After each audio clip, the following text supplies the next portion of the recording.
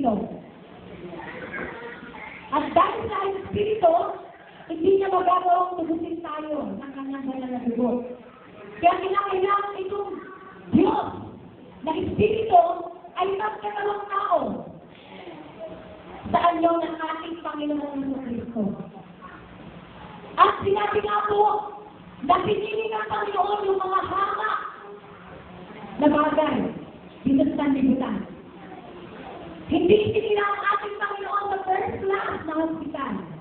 Hindi siya nakaliga sa napakalambot na kutsyon.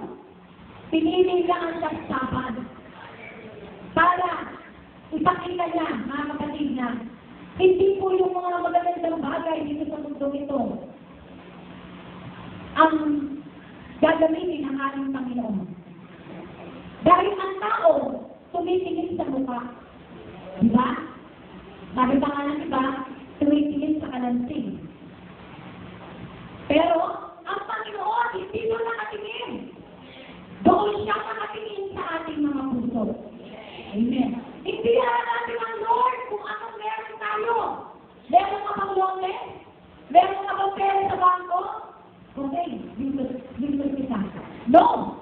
Hindi yan ang pamatayan ng ating Panginoon para ka mag-iminto niya.